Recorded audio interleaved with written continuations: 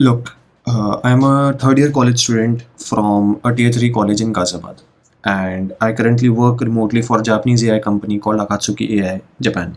So, I also did Google Summer of Code in Python Software Foundation, and I have also worked as an open source mentor at Newton School of Technology. I also got into Super 30, which is by Harkirat Singh. And yeah, I'm not saying this for to flex or anything, but 2 years ago, I had zero idea. I had no open source contributions, no projects or anything. I was also clueless. So if you're sitting in your college hostel and have no idea how to get into remote jobs or anything else, so this video is exactly for you. I would be this would be a no BS guide and won't be talking about any other fluff. Let's move on to the exact roadmap which you can follow in order to get into remote jobs or get started in open source or whatever. So from now, this is my first video and I would be posting consistently from now. And yeah, let's get started. All right. So the first point that I want to talk about is your public profile. When I joined college, I watched a video by Ishan Sharma, and he actually told that your public profile is really important when you are from a tier 3 college. And so I heavily focused on that I should post more on LinkedIn or more on Twitter and be just out there reaching out to people and just saying stuff to them like I'm making this, I'm making that, and are you interested in collaborating or other things. And this is how I also got a friend of mine called Rishabh, like I did GSOC with him. Basically, we were contributing side by side and we were keeping accountable to each other. And so this is how you meet a lot of people and like-minded people, and you become public. Basically, let's say if there are founders and founders are actually using these platforms, let's say LinkedIn, Twitter, they actually see you that you are working consistently and you are putting in effort, you are contributing to open source, you have a public profile. And this especially works on Twitter. So a lot of founders use Twitter. So having a public profile really helps, because in remote job they can't see you in person, so they need to build up trust. And what they actually would do is they would go to your different public profiles, let's say LinkedIn, Twitter. They would look at your resume and your past experience and other many other things. So this is a really important point, which is why I'm keeping it at first. So definitely keep your profile updated and post a lot on LinkedIn and Twitter. So when you get started, when you're starting a college, you have nothing to do, right? Basically, you are just going to college, having parties and fun, and doing other things which the crowd is doing. If you actually want to get into top 1%, you need to start posting on Twitter. You need to start posting on LinkedIn, right? So a lot of people think that posting on these profiles हमारे college के दोस्त देखेंगे, हमारे family वाले देखने लग जाएंगे, but it doesn't really matter, right? Because even if they look at your profile, that you shouldn't be afraid to put yourself out there. You shouldn't hold yourself back, because I saw a lot of people who used to hold themselves back just because they were showing their friends that, oh, I'm doing this, so they got ki nazar lag jayegi, that type of thing. So the point of the point that I want to make is that you should definitely be putting yourself out there and showing your work in public. So building in public is real and it actually works. So yeah, I don't want to elaborate a lot on this point, but this is a really important point that you guys need to focus on.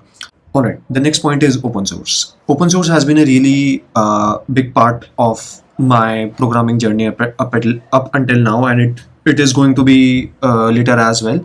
So open source has actually allowed me to put myself out there and make a lot of friends as well, because there were a lot of people who were really smart and were contributing to open source, so I got to meet them. And via open source I also got into GSOC, and GSOC really helped me to level up myself in terms of skills and resume. It also really boosted my resume. So the point that I want to make is open source can actually improve your profile a lot if you're doing it diligently.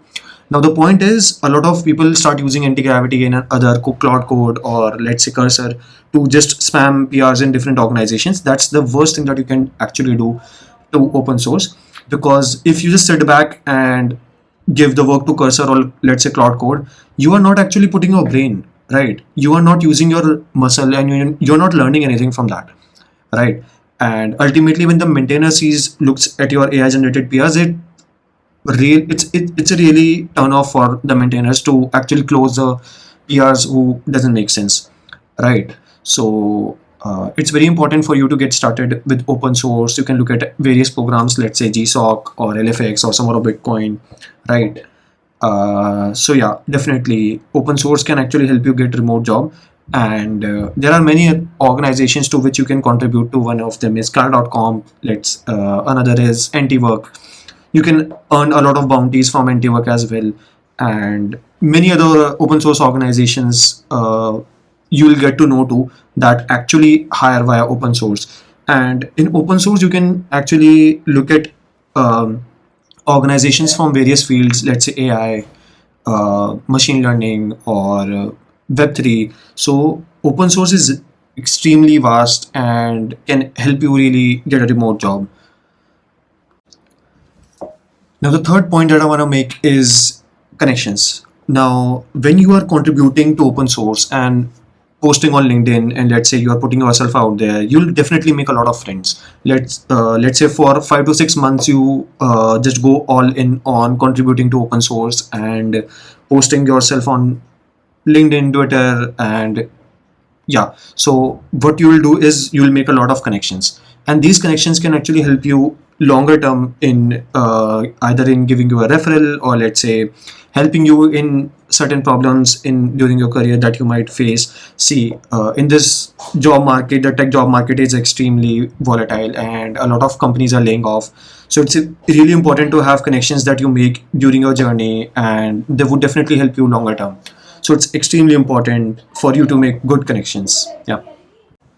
All right, moving on to the next point. Next point I want to make about is cold emails, cold DMs, and yeah. So if you are focusing on upskilling, in upskilling there are two things. One is learning, which is watching videos and tutorials and writing code, etc. Another is applying. Applying is basically you are doing an internship, or let's say contributing to open source, or doing various open source programs like GSOC, LFX, Summer of Bitcoin, etc., etc. Now, if you just focus on learning and applying, learning and applying, learning and applying, you would ultimately hit a ceiling and you won't get a job, right?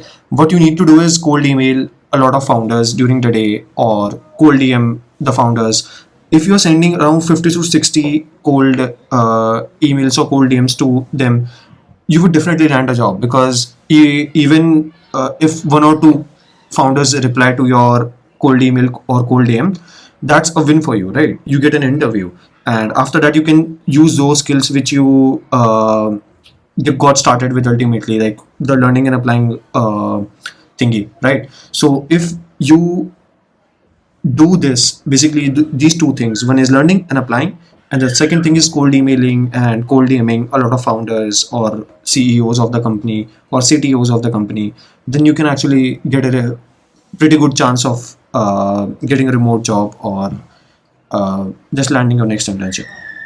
Lastly, I just want to say that keep shooting your shots, because this is a really flaky market right now, and a lot of companies are doing their recession, and the only thing that you can do in your hand, the thing that you can only do is just learn and apply, right?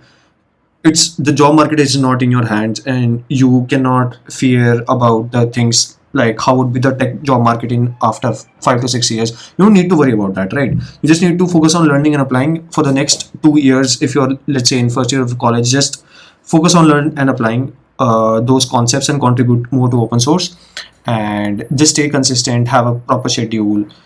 I think you'll do pretty good. All right, that's it for this video. See you in the next one.